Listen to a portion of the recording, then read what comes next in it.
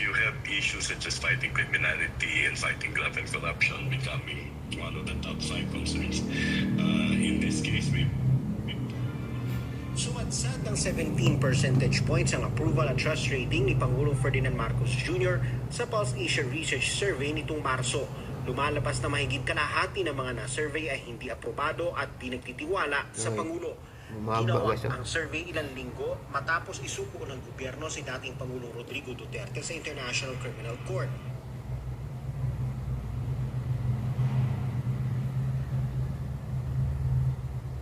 Survey ilang linggo matapos isuko ng approval at trust rating ni Pangulong Ferdinand Marcos Jr. sa Pulse Asia Research Survey nitong Marso. Lumalabas na mahigit kalahati ng mga na-survey ay hindi aprobado at pinagtitiwala sa Pangulo. Ginawa ang survey ilang linggo matapos isuko ng gobyerno si dating Pangulong Rodrigo Duterte sa International Criminal Court. his trust and approval ratings are less than majority, but his distrust and disapproval ratings are at the majority level. He has Bumaba ang rating ni BBM, guys.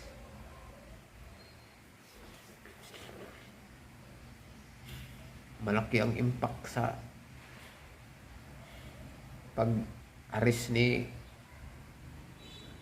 Tatay Diggs. May mga plano kasing ganyan kasing mga tao, guys. Pag may plano ka sa isang tao na ibagsak mo, hindi mo akalain na ikaw ang tatamaan. So, yun ang nangyari kay BBM, guys.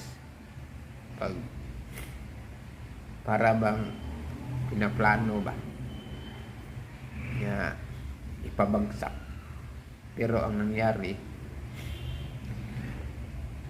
sa plano mo, ang mangyari ikaw ang tatamaan kasi may Diyos na nakatingin eh. Yung may plano ka ba, gusto mong sirain, gusto mong nangyari kasi yung election, guys, na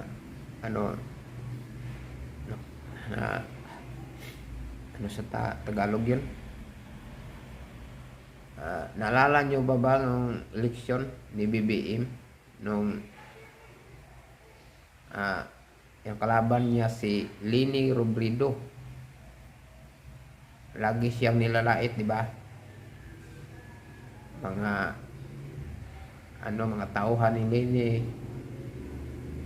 Yun, isa yun sa dahilan nga lumakas siya.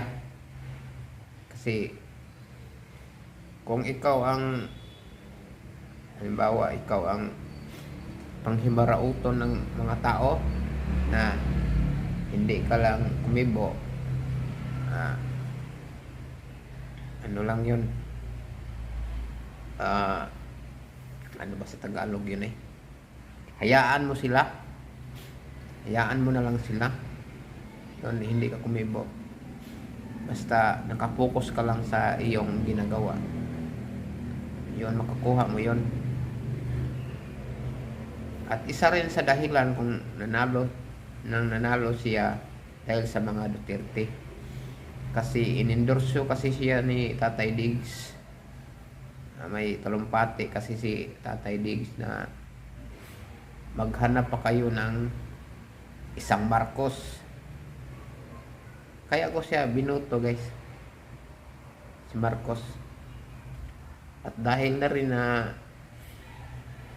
maganda din ang sabi ng nanay at tatay ko, maganda rin ang takbo ng si Ferdinand Marcos pa. Mura lang ang bilihin noon. Nung umupo na si Cory Aquino, yun na nangyari na mataas ang bilihin, guys. Tumaas bigla ang bilihin. Kaya maraming dahilan kung bakit ibinoto ko si BBM.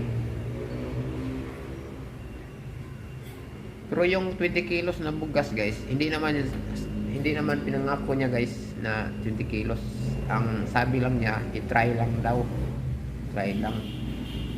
So, nung nanalo na siya, hindi nagawa. Ang yung iba na nagagalit kasi hindi nagawa daw. Pangako niya. Sa totoo lang, hindi naman pangako niya guys. Ang sabi lang niya, i-try lang daw. Ako nga, hindi ko nagalit nga. Kasi alam ko na hindi niya pinangako. Pero guys, nung pinaaresto niya si Duterte, yun, wala na ako ng tiwala sa kanya guys. Yan na ako. Mukhang hindi lang ako guys na galing BBM na nawala ng tiwala. Marami guys.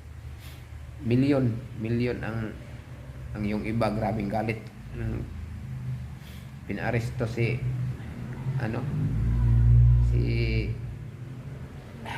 Tatay Diggs kasi para kasing bumalik ng yung mga krimen ngayon, nawala na akong tiwala ni BBM guys.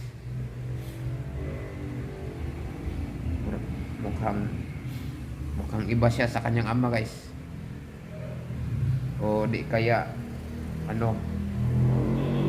may mga tao lang na sa kanyang likuran na hindi niya kayang kontrolin ba.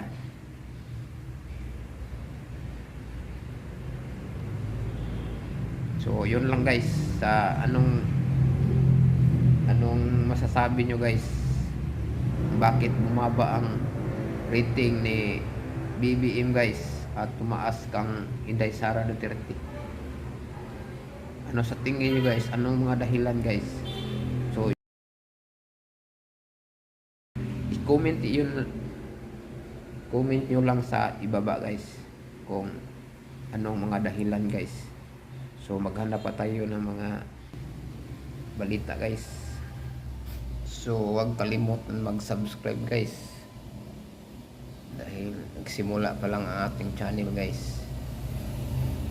Tulungan nyo akong maabot tayo ng 1,000 subscriber guys.